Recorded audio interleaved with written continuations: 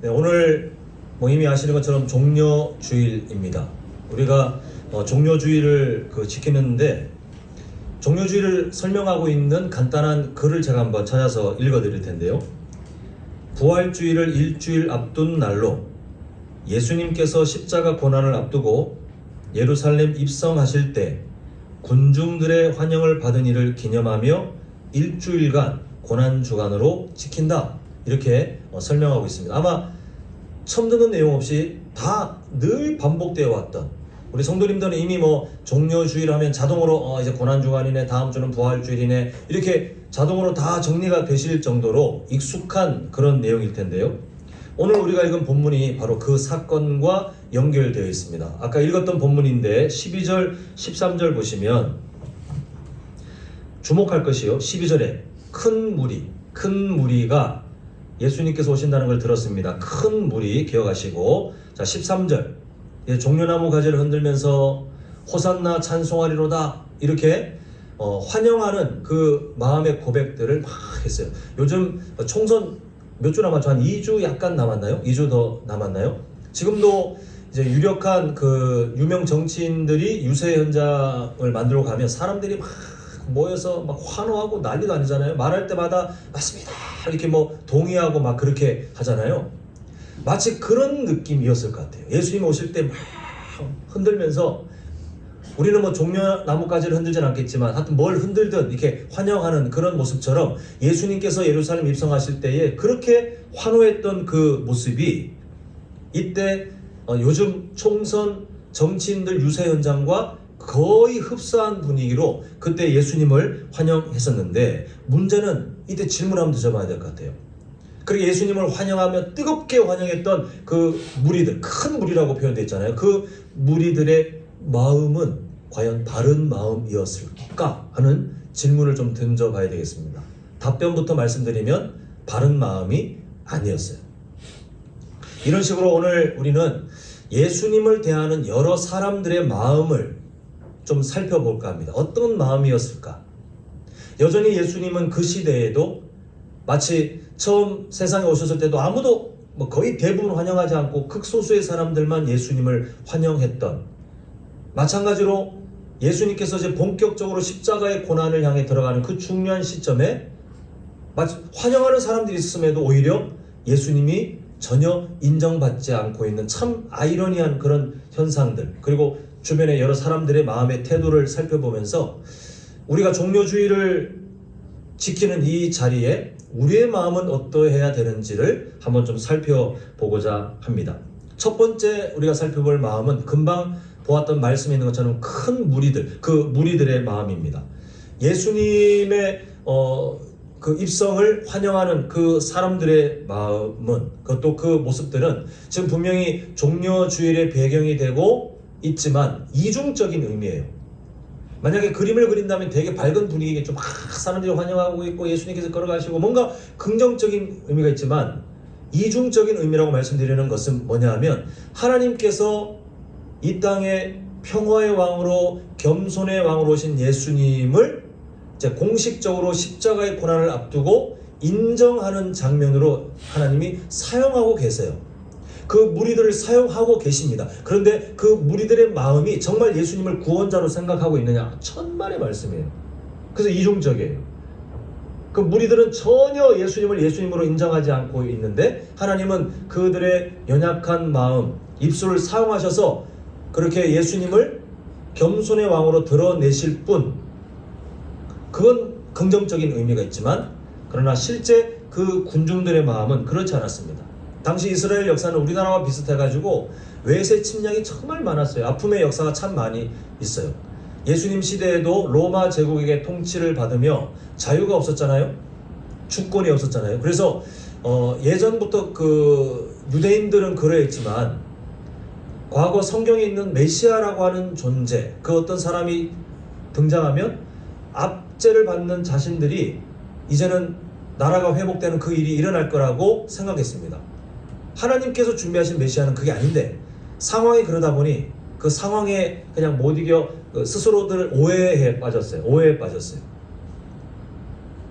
그래서 어떤 좀 특출난 사람이 딱 등장하면, 역사에 등장하면 메시아 그 사람이 지도자인가? 막 환영하는데 막 그 사람에게 기대감을 가졌는데 뭐 당연한 얘기겠습니다만 그 기대감은 늘 실패했어요. 결국 그 유대인들이 꿈꾸는 국가가 회복되고 강건해지는 지도자는 등장할 수가 없었어요. 등장하지도 않았고 그 늘 아쉬움이 있어요. 늘 아쉬움이.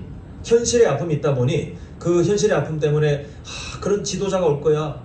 하나님이 준비하신 메시아가 그런 메시아가 아닌데 그런 지도자가 올 거야 라고 기대하고 있던 차에 예수라고 하는 청년이 등장해서 기가 막힌 일들을 하고 하나님 나라의 신비를 막 잘 풀어서 설교하고 사람들이 또 기대감이 막 상승하는 거죠. 그러다 보니 다른 복음서에도 보면 어떤 장면들이 자주 포착되냐 하면 예수님을 왕으로 세우려고 하는 무리들의 모습이 나옵니다. 그러니까 왜 그러냐면 그런 역사적 배경 때문에 야 이제 우리의 지도자가 정말 로마의 압제에서 우리를 구원해줄 그 지도자가 저 예수라는 사람 같아. 먹고 사는 문제를 해결해주는 배불리게 막 5,000명 남자들만 세도 5,000명 무려 음식이 또 남을 정도로 병 고치는 은사도 있고 말씀의 권세도 있고 와 이제 우리나라가 이제 회복될 수 있는 그 메시아가 왔다 이렇게 기대하다 보니 그렇게 기대하고 있는 예수님이 예루살렘으로 입성하니까 그 사람들이 환영하는 거예요. 총선의 정치인들을 막 환영하는 그 지지자들의 마음처럼 예수님을 향한 환영이 있지만 심각한 어긋남이 있어요. 뭐냐 하면 예수님이 어떠한 분으로 오셨는지 다 아시잖아요. 예수님은 지금 무엇을 위해 예루살렘 성으로 들어가냐 하면 죄인처럼 취급받아 비참하게 죽기 위해서 들어가시는 거예요. 먹고 잘 사는 문제를 해결해주는 지도자로 오신 게 아니라 그것보다 더 중요한 창세기 3장 이후로 단 한 번도 인간의 힘으로 벗어날 수 없는 죄의 문제, 그 심각한 저주, 하나님과 단절되어 있는 그 비참한 상태를 해결해 주시기 위해서 예수님이 자기 자신을 던지기 위해서 들어가고 계시는데 예수님을 환영하는 무리들은 그게 아니라 잘 먹고 잘 사는 문제를 해결해 줄 지도자, 우리를 이제 등 따시고 배부르고 이제는 우리가 어느 나라에 압제받지 않는 그런 지도자로 만들어줄 메시아, 어떤 기회가 있는 그런 특출난 사람으로 환영하고 있는 그 어긋남이 있어요. 결국 저는 이 종려주일이 올 때마다 이 본문 말씀 우리가 마주하게 되는데 너무 좀 마음이 그래요. 예수님을 환영하고 있지만 그러나 예수님은 세상적인 표현입니다만 여전히 세상에서 왕따, 아무도 예수님을 이해하지 못하고 있어요. 예수님을 열렬히 지지하고 있지만 시끄럽게 막 하고 있지만 그 누군가 봤을 때 야 예수라는 사람이 인기가 많구만 이렇게 생각할지 몰라도 그러나 정작 예수님에 대한 불경건이 가득 차 있는 사람들, 그게 바로 무리들의 마음이에요. 자, 두 번째, 이번에는 종교 지도자들의 마음을 좀 봐야 되겠네요. 우리가 지금 요한복음 12장을 보고 있잖아요. 11장 이제 후반부에 가보면 유대인들이 기대감을 갖고 있어요. 예수님에 대한 기대감. 그리고 예수님이 죽은 나사로를 살려줬다고 하니 예수님이 살려준 그 나사로도 이제 명절을 맞이해서 보게 될 것을 기대하는 장면이 나옵니다. 자, 우리 한번 9절 보겠습니다. 9절. 9절 보면 유대인의 큰 무리가 예수께서 여기 계신 줄 알고 오니 이는 예수만 보기 위함이 아니요 목적이 두 개죠. 예수님도 보고 그 다음에 뭘 보려고 하는 거예요? 죽은 자 가운데서 살리신 나사로도 보려고. 소문이 막 난 거예요. 죽었는데 무덤에 넣어서 막 시체가 썩는 냄새가 나는데 살아났대. 믿는 사람 안 믿는 사람 뭐 궁금한 사람들이 막 섞여 있는데 이제 명절을 맞아서 이동을 해야 되니 이번 기회에 예수라는 뭔가 되게 특출나 보이는 지도자감 후보도 보고 그리고 그 사람이 살렸다고 하는 나사로도 보고 지금 그런 기대감을 갖고 있어요. 나사로는 그야말로 살아 움직이는 전도지였어요. 오늘 본문에도 있지만 나사로 때문에 예수님을 믿는 사람들이 많았다고 할 정도로 살아 걸어다니는 전도지였는데 이런 현상들에 엄청난 분노를 하는 사람들이 있습니다. 자, 10절 보면 대제사장들이 누구를 죽이려고 모여요? 나사로까지. 나사로를이 아니라 나사로까지. 그러면 누구를 이미 죽이려고 계획하고 있었습니까? 이미 다 아시겠지만 예수님을 향한 분노, 혐오, 살의 죽이겠다는 그 의지가 이미 지금 종교 지도자들에게 기회를 지금 이미 죽이고 싶어요. 그런데 군중들의 그 인기가 많다 보니 크게 손을 못 대고 지금 계속 기회를 엿보고 있는데, 이 종교 지도자들의 마음은 나사로 때문에 예수라는 존재가 더 부각되니까 나사로까지 죽이려고 하고, 11절 그 이유가 나사로 때문에 많은 유대인들이 가서 누구를 믿어요? 예수님을 믿다 보니 이 종교 지도자들이 분노하고 있습니다. 예수님을 대하는 두 번째 마음이에요. 종교 지도자들은 예수님에 대해서 온갖 분노와 혐오가 가득 있었어요. 이상하지 않습니까? 이것도 두 번째 아이러니한 모습인데, 첫 번째 무리들은 막 예수님을 막 왕이다 막 이렇게 환호했지만, 그러나 정작 그 마음은 예수님을 인정하지 않는 불경건, 자기들이 만든 가짜 메시아로 예수님을 깔아내리고 있었고, 종교 지도자들은 오히려 성경을 다른 사람들보다 더 잘 아니까 성경 속에 있는 하나님의 마음을 당연히 잘 이해해야 되는데 전혀 깨닫지 못하고 예수님을 혐오하고 죽이려고 하는 그런 모습들이 보이고 있어요. 예수님 때문에 병든 사람들이 나오면 설령 그런 마음이 있어도 그 병 나은 사람들 때문에라도 그건 잘됐다, 그래도 내가 저 예수라는 존재는 싫지만 사람들이 병 고침을 받고 다행이다, 그리고 하나님의 말씀을 배우고 그래 그건 참 다행이다, 이렇게 생각하는 게 맞지 않습니까? 이 종교 지도자들의 그 태도, 그 원래 존재의 이유를 보면. 근데 혐오하고 분노하고 싫어해요. 병 고침 받는 것을 싫어하고 말씀 듣는 것을 싫어하는 것을 보게 돼요. 그 지금 예수님을 죽이려고 하고 나사로도 죽이려고 하는 이 시점이 언제냐? 바로 예수님이 이런 사람들까지 다 포함하여 십자가에서 죽기 위해 자기를 내어 던지는 중요한 이 시점에 예수님을 죽이려고 혐오하는 사람들의 마음이 성경에 등장해요. 또 세 번째 마음. 자, 우리 4절 보겠습니다. 4절 보면 우리가 잘 아는 한 사람의 이름이 등장하죠. 가룟 유다를 뭐라고 설명합니까? 성경이? 예수를 잡아줄 사람. 제자인데 예수를 잡아줄 사람, 이렇게 말하고 있는데, 지금 어떤 사건과 연결되어 있냐면, 마리아가 비싼 향유를 예수님 발에 붓고 자기 머리카락으로 닦는, 뭐 한국적인 문화로는 뭐야 싶지만 그때 당시에는 정말 극진한 정말 존중, 존경, 이런 마음을 담은 이 행위에 대해 가룟 유다가 하는 말, 그 마음 보면 5절 보겠습니다. 이 향유를 어찌하여 300데나리온에 팔아 가난한 자들에게 주지 아니하였느냐. 한마디로 이게 비싼데 그걸 잘 팔아서 가난한 자들에게 복지 사업을 하면 많은 사람들에게 도움이 될 텐데 어떻게 이게 한 번에 부어가지고 그냥 예수님께 찔끔찔끔 발라드리면서 예수를 아껴 쓰세요? 이렇게 해도 이 가룟 유다는 아까울 판인데 한 번에 부어서 그냥 다 과소비, 헛되게 소비했다고 지금 명분을 드러내고 있어요. 더 귀하게 사용할 수 있을 텐데. 그런데 요한복음의 저자는 가룟 유다의 실제 정체를 드러냅니다. 자, 6절 우리 한번 한 목소리로 읽겠습니다. 6절입니다. 시작. 이렇게 말하면 가난한 자들을 생각함이 아니요 그는 거기라 동편을 막고 거기에 넣는 것을 훔쳐가느니라. 자, 두 가지 중요한 정보를 주죠. 5절에서는 마치 가룟 유다가 가난한 사람들에 대한 긍휼한 마음이 있는 것 같지만 6절에서 NO! 그 인간 그런 인간 아니요. 정체성을 드러내죠.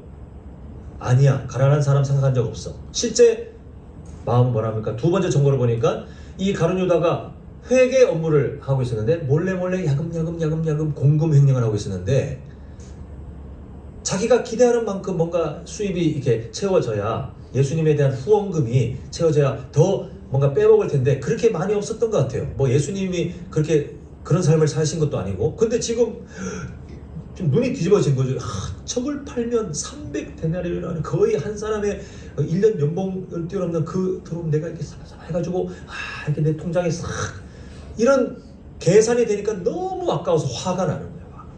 겉으로는 야 너 말이야 이렇게 했어야지라고 하지만 실제로는 내가 저거 떼먹으면 진짜 많은 돈을 가져갈 수 있을 텐데 라고 하고 있는 것이 바로 가룟 유다의 지금 마음이에요. 예수님의 제자지만 가룟 유다의 마음에 있는 더 뜨거운 열망이 뭐냐면 돈이었어요. 돈. 그리고 예수님을 진작 떠났어야 될 사람인데 왜 떠나지 못하고 있냐면 회계 업무를 맡아서 그래도 야금야금 뭘 빼먹을 수 있는, 자기가 좋아하는 돈을 얻어낼 수 있는 뭔가가 있었기 때문에 여전히 예수님을 떠나지 않고 있었는데, 가룟 유다가 왜 예수님을 팔았을까요? 어떤 사람들은 여기 엄청난 서사를 부여해가지고 원래 가룟 유다가 민족의 해방을 꿈꾸는 사람이었는데 그걸 믿고 예수님을 따라다녔는데 예수님이 그런 존재가 아니라는 것을 깨닫고는 화가 나서 너무 실망해서 예수님을 팔았다라고 하지만 성경은 그렇게 말하지 않습니다. 성경이 말하는 가룟 유다는 돈을 사랑하는 사람이었고 그걸 기대하고 따라다니다가 더 이상 이제 빼먹을 거 없다 보니 예수님을 홀랑 팔아 먹은 거예요. 돈 몇 푼 받으려고. 사랑하는 성도 여러분, 우리가 이런 신앙생활을 할 수 있는 위험이 언제든지 도사리고 있어요. 가룟 유다는 예수님의 제자, 예수님이 베푸시는 기적도 보았죠. 말씀도 많이 들었잖아요. 그런데 마음속에 예수님을 통해 뭔가를 얻어내고자 하는 그 돈, 얻어내고자 하는 그 마음이 우선이다 보니 예수님이 보여주는 기적, 예수님이 들려주는 말씀들이 이 가룟 유다에게 아무런 의미가 없었어요. 오늘날 한국교회에 예수님을 통해 돈을 더 얻고자 하는 사람들이 없다고 생각하십니까? 엄청나게 많습니다. 실제로 규모가 큰 교회에 가서 그 안에 관계가 맺어지면 자기가 하고 있는 사업이나 또 자기가 뭘 하고 있는 거에 어떤 이익이 될 것을 계산하고 그 대형 교회 커뮤니티 안에 들어가서 그 안에서 뭔가 정보를 얻어내거나 뭔가 관계를 통해서 뭐 이익을 얻거나 그런 사람들이 어마어마하게 많아요.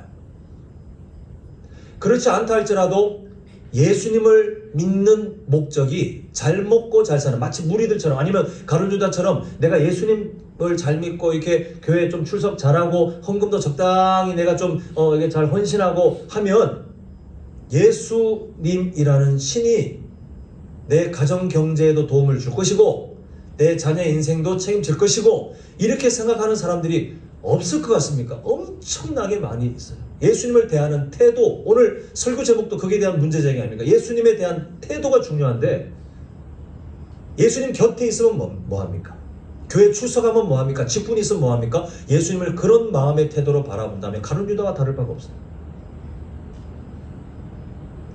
우리는 늘 그 위험이 도사리고 있기 때문에 예수님을 이용해 먹으려고 교회를 출석하는 사람이 아니라 순서가 바뀌어야 되죠. 이미 받은 은혜가 너무 감사하여 우리는 그 은혜 때문에 신앙생활을 하는 거예요. 뭔가를 얻어내기 위해 신앙생활이 아니라 그건 세상 종교고요. 이미 받은 은혜가 너무 감사해서 설령 평생 내가 기대하는 어떤 경제적 이익이나 아니면 내 자녀들이 내가 꿈꾸는 그런 좋은 길로 마치 은혜 어떤 기적 간증거리들이 없다 할지라도 이미 받은 은혜가 충분히 감사하기 때문에 그게 없어도 나는 예수님이 나의 왕이요 나의 구원자요 내가 찬양을 평생 드릴 그런 대상입니다. 그게 성도의 바른 마음이에요. 근데 지금 가룟 유다는 예수님이 십자가의 죽으심을 준비하고 있는 중에도 계속 돈 계산만 하고 있고 그런 잘못된 마음으로 예수님을 대하는 것을 보게 됩니다. 자, 이제 네 번째, 이제 다른 마음이 등장하는데 지금까지 살펴본 온갖 마음들은 어떻습니까? 예수님을 예수님답게 생각하는 마음이었습니까? 아니면 다 틀려먹었습니까? 지금 본 무리들, 종교 지도자들, 제자 중에 가룟 유다, 지금 대표적으로 찝었지만 대다수가 예수님에 대한 마음이 다 틀려먹었어요. 다 틀려먹었어요. 근데 성경은 한 사람을 드러냅니다. 자, 우리 3절 한번 한 목소리로 같이 읽겠습니다. 3절 시작. 마리아는 지극히 비싼 향유 곧 순전한 나드 한 그릇을 가져다가 예수의 발에 붓고 자기 머리털로 그의 발을 닦으니 향유 냄새가 집에 가득하더라. 지금 이 장면을 우리는 그냥 무미건조하게 읽습니다만 그 현장에 있었던 사람들은 다 기겁을 했을 장면이에요. 웅성웅성 와 눈이 띵그러져 가지고 뭐야 저 여자 막 이렇게 놀랄 대단하다 이게 아니라 정말 충격을 받을 장면이에요.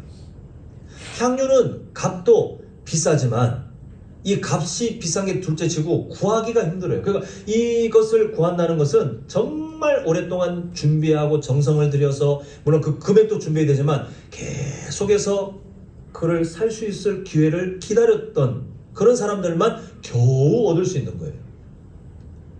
근데 이 마리아가 갑부도 아니고 자기가 표현할 수 있는 최고의 뭔가를 예수님께 표현하고 있는데 사람들은 다 기겁하면서 이 가룟 유다 같은 사람들 막 계산해가지고 저 아까운 거 이렇게 하고 있는 그런 상황 가운데 왜 이 마리아가 그런 행동을 했냐 하면 마리아가 지금 최근에 겪었던 그런 상황들을 봤을 때 예수님께 이 정도는 전혀 아깝지 않을 만큼의 존중과 감사가 막 마음에 넘쳐나는 거예요.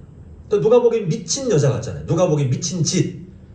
성경 곳곳에 향유를 그냥 느립다 붓는 사람들이 많이 등장하지 않는 그런 이유가 뭐냐 하면 이거는 정말 정신 나간 일이에요. 그런데 왜 마리아가 정신 나간 일을 하고 있냐 하면 최근에 예수님을 통하여 너무 감사한 일. 나사로를 살려주셨죠. 그리고 지내오면서 예수님을 통해 얻는 그 은혜들이 너무 감사해서 그렇게 고가의 그냥 한 번에 붓고 자기의 머리카락을 통해서 예수님의 발을 닦는 먼지 투성이인 그 발을 자기의 머리카락으로 깨끗하게 향기 나는 그런 발로 바꿔드리고 싶은 그 마음. 계산적으로 이렇게 하면 더 좋지 않았을까 수많은 상상들이 들겠지만 전혀 그런 상상을 하지 않고 그냥 예수님께 그걸 다 내어드리는 거 아깝지 않다고 생각하는 그 마음은 세상에 계산에 둔한 사람이라서가 아니라 예수님을 향한 감사와 존중이 넘쳐났기 때문에 그래요.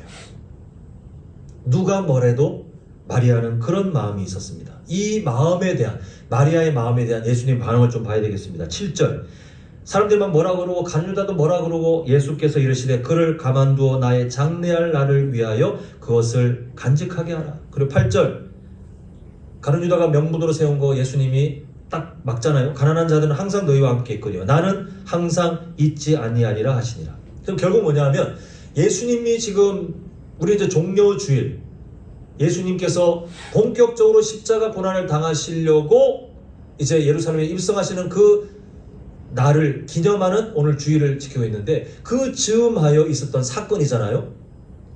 예수님은 마리아의 그 행동을 통해서 모두가 예수님이 그렇게 그 길을 가실 것을 생각지도 않고 인정하지도 않는데 예수님은 마리아를 통해 이 마리아의 행위가 예수님의 그 십자가 고난을 미리 예비한 정말 고귀한 행동으로 받으셨어요. 근데 중요한 질문이 있습니다. 정말 마리아는 그렇게 생각했을까요? 정말 마리아는 이제 딱 생각하기를 이제 좀 있으면 예수님께서 예루살렘으로 들어가셔서 십자가에 죽으실 것이고 3일 만에 부활하실 것이고 우리가 알고 있는 그 예수님의 구원의 여정들을 다 이미 알고 있었기 때문에 자 이쯤에서 내가 예수님의 십자가 고난을 존중하며 예수님을 이렇게 예표해야 되겠다라고 생각했을까요? 천만의 말씀. 마리아도 예수님이 십자가에서 그렇게 비참하게 죽임 당하실 것이라는 것은 상상도 못했을 겁니다. 근데 예수님은 왜 그렇게 의미를 부여하시냐 하면 그저 인사치레 있잖아요. 인사치레. 마리아가 말이야.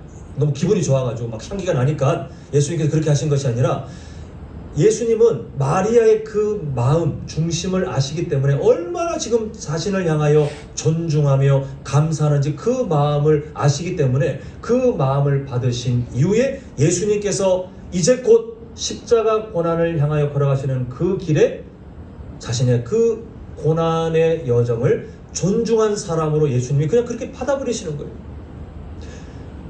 의미를 전혀 생각하지 않았다 할지라도 예수님은 마리아의 그 마음 중심으로 충분히 받으신 거예요. 그래서 마리아의 그 삶을 그렇게 축복하시고 그리고 다른 복음서에 보면 우리 마태복음 26장 13절 보시면 내가 진실로 너희에게 이르노니 온 천하에 어디서든지 이 복음이 전파되는 곳에서는 뭐라고 하십니까? 이 여자가 행한 일도 말하여 그를 기억하리라. 예수님께서 하신 예언이 오늘 한남제일교회에서도 이루어져 버렸네요.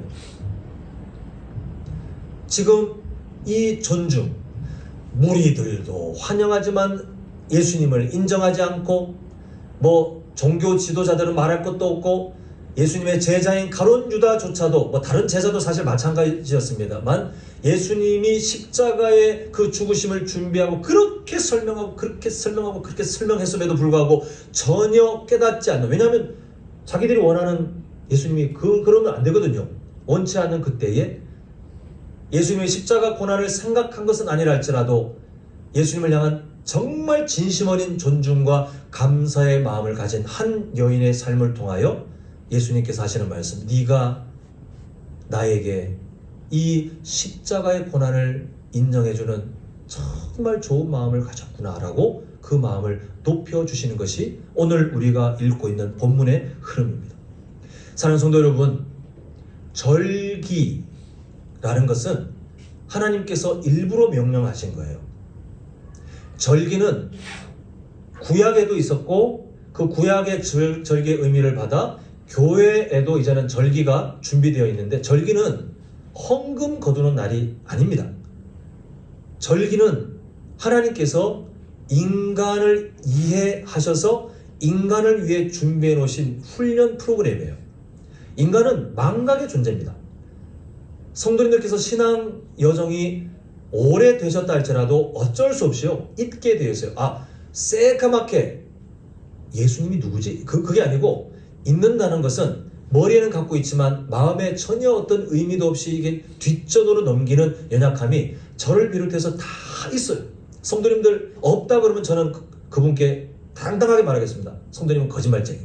우리 다 있어요.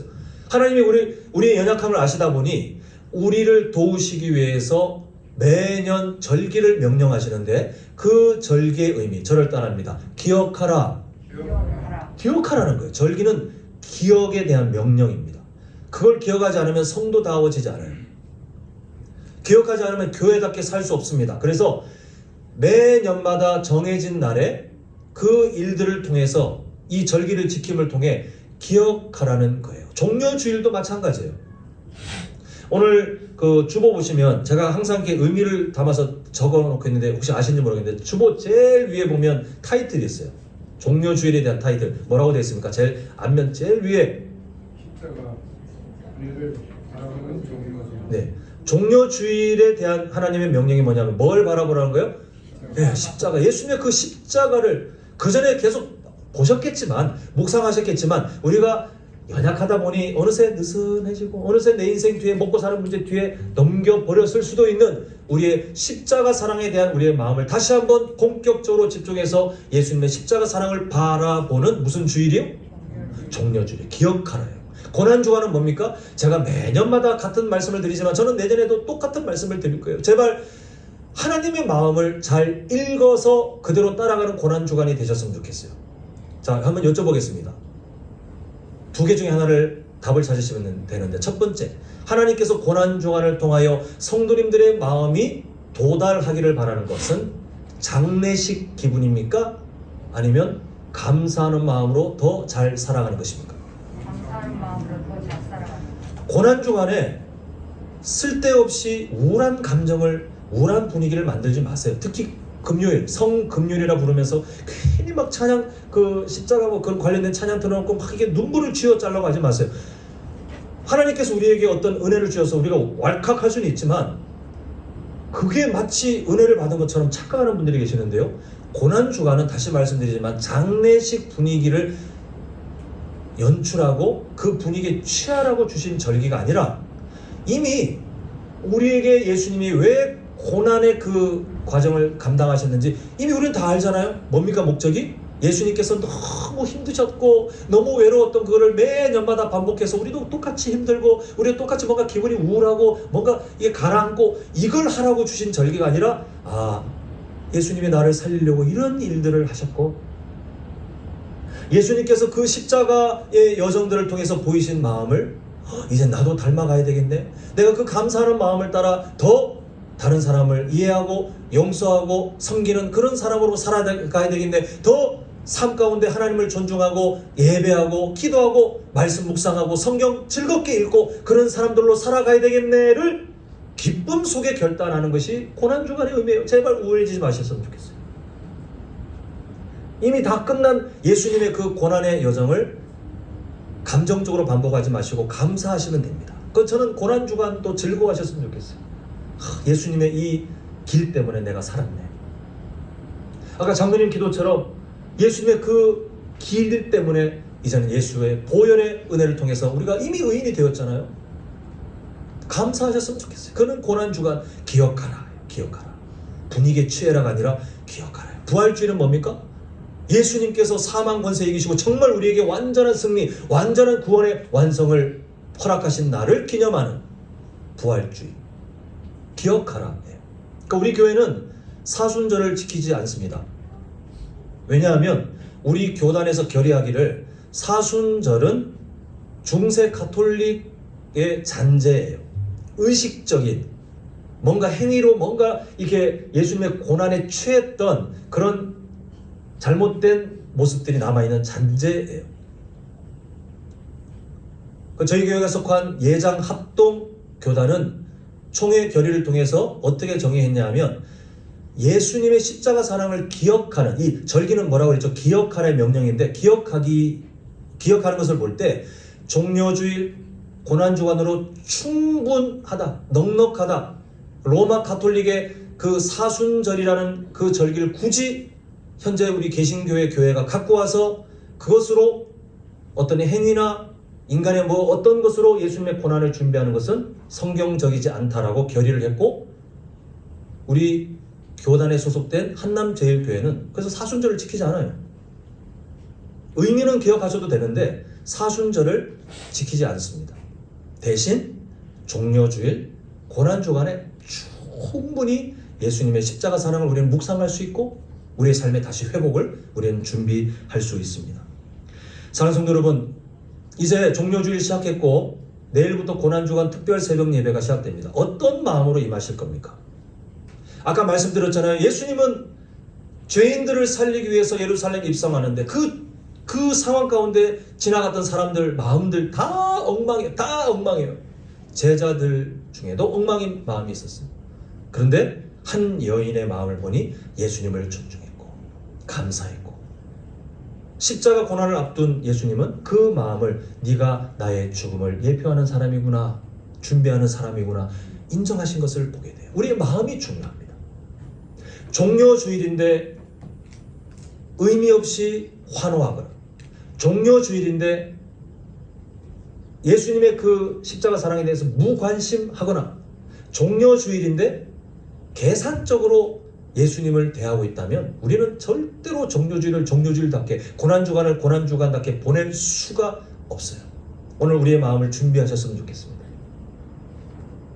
예수님을 대한 우리의 마음이 어떠한지에 따라 오늘 종려주일과 이어지는 고난주간과 당연한 얘기겠지만 부활주일까지 우리가 정말 하나님께서 주신 그 기억하라의 명령에 충실하여 하나님께서 기뻐하시는 마음으로 살아갈지, 아니면 화면에 있는 보여지는 모습처럼 그때 예수님의 죽으심과 전혀 무관한 마음으로, 그러나 막 환영하고 그러나 예수님의 제자로 옆에 있고 이런 이중적인 모습으로 우리가 살아갈지가 결정되는데요. 바라기는 성도님들, 감사와 존중, 예수님이 나에게 어떤 분이신지 감사하신다면 종려주일을 종려주일답게 보내시고, 예수님이 나에게 보이신 십자가 사랑이 너무너무 나에게 중요하다고 생각하신다면 바쁘시겠지만 우리 일주일만 딱 결단하셔서 함께 그 은혜를 마주하는 특별 새벽 예배 때 좀 뵀으면 좋겠습니다. 그래서 기억했으면 좋겠어요. 그동안 좀 약간 느슨했던 우리의 삶에 예수님의 십자가의 사랑을 새겼으면 좋겠고, 그 은혜를 힘입어 다시 힘있게 성도로 교회로 살아가시는 우리 지혜로운 우리 모든 성도님들의 삶이 되실 수 있기를 간절히 소망합니다.